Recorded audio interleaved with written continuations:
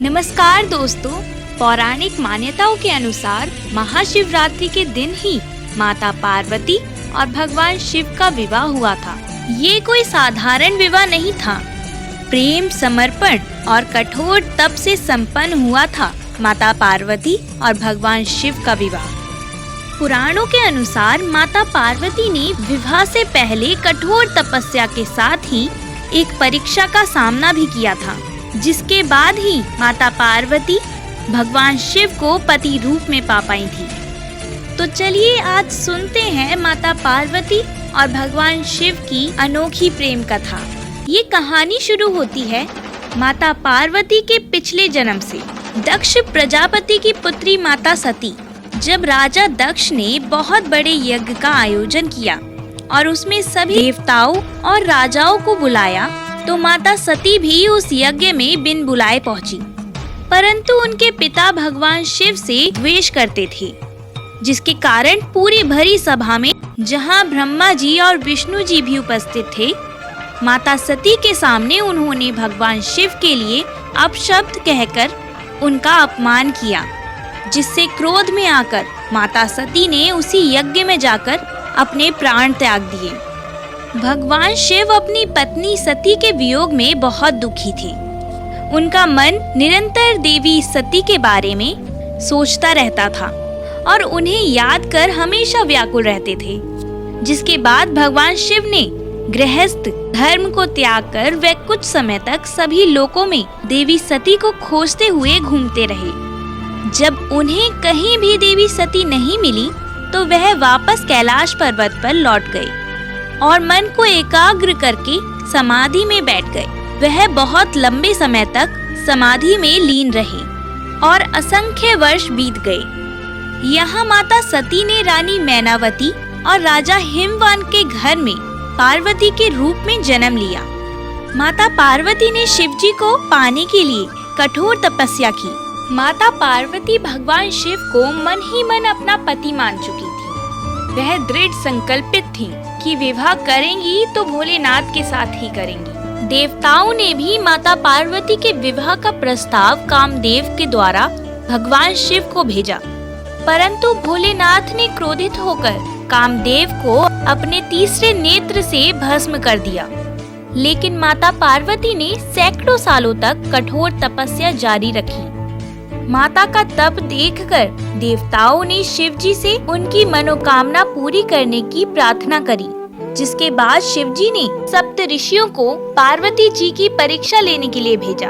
इस परीक्षा के दौरान सप्त ऋषियों ने शिवजी की अनगिनत अवगुणों को माता पार्वती के सामने रखा और शिवजी से विवाह न करने की सलाह दी। लेकिन पार्वती जी ने बड़ी ही सहजता से उनके सभी प्रश्नों का जवाब देते हुए कहा, अब तो मेरे स्वामी भगवान ही हैं।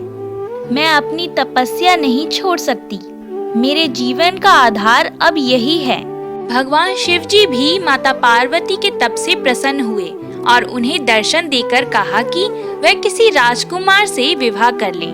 उन्होंने कहा कि उनके साथ रहना आसान नहीं होगा, लेकिन माता पार्वती ने कहा कि वह उन्हें अपना पति मान चुकी हैं। अब उनके सिवा किसी और से विवाह नहीं करेंगी। पार्वती के इस असीम प्रेम को देखकर भोलेनाथ जी ने विवाह के लिए मान गए। पौराणिक कथा के अनुसार विवाह तय होने के बाद सभी तैयारियां जोरों शोरों से शुरू हो गईं। शिवजी की बारात माता पार्वती के द्वार पर पहुंचनी थी, लेकिन समस्या ये थी कि भगवान शिव एक महायोगी थे और उनके परिवार में कोई सदस्य नहीं था। इसलिए भगवान शिव ने अपने भूत प्रेत और चुड़ैलों को साथ ले जाने का फैसला किया। तपस्वी होने के कारण भगवान शिव ये जानते नहीं थे कि विवाह के लिए किस प्रकार से तैयार हुआ जाता है। सभी शिवजी के गणों ने अपने प्रभु को भस्म से सजा दिया और हड्डियों की माला पहनाई। इस बारात में संपूर्ण जगत के भूत प्रेत और चुड़ैलें शामिल थीं। जब ये अनोखी बारात माता पार्वती के द्वार पहुंची, तो उनकी माँ दूल्हे को इस रूप में देखकर बेहोश हो गईं। उन्हें अपनी बेटी की चिंता होने लगी। भगवान शिव के इस रूप को देखकर माता पार्वती ने उनसे आग्रह किया कि वह विवाह की परंपरा के अनुसार तैयार होके आईं। इसके बाद भोलेनाथ ने उनकी विनती स्वीकार की और दूल्हे के रूप में तैयार हुए। उनके इस अनुपम सौंदर्य को देखकर रानी मैनावती चकित रह गईं। इसके बाद सृष्टि रचयिता श्री ब्रह्मा जी की मौजूदगी में देवी पार्वती और भोलेनाथ जी का विवाह संपन्न हुआ। पौराणिक कथाओं के अनुसार शिव जी और पार्वती जी के विवाह की यह तिथि ही महाशिवरात्रि कहलाई। मान्यता है कि इस महाशिवरात्रि का व्रत करने से भक्तों को मनवांछित फल की प्राप्ति होती है। कुंवारी कन्याओं को मनचाहा वर मिलता है। इसके लिए विद्वान जन बताते हैं कि कुंवारी कन्याओं को इस दिन नित्य कर्मों से व्रत करना चाहिए। इसके बाद किसी भी ऐसे शिव मंदिर में जाएं जहां पर भगवान शिव और माता पार्वती एक साथ विराजते हों। माता पार्वती जी को सुहाग का सामान अर्पित करते हुए पार्वती जी और शिव जी को लाल रंग के कलावे से 7 बार बांध देना चाहिए। इसके बाद शीघ्र विवाह की प्रार्थना करनी चाहिए। वहीं सुहागिन स्त्रियों को इस पूजा से अखंड सौभाग्य का वरदान मिलता है। अगर आपको ये वीडियो अच्छी लगी हो तो वीडियो को लाइक, सब्सक्राइब एंड शेयर करना ना भूलें।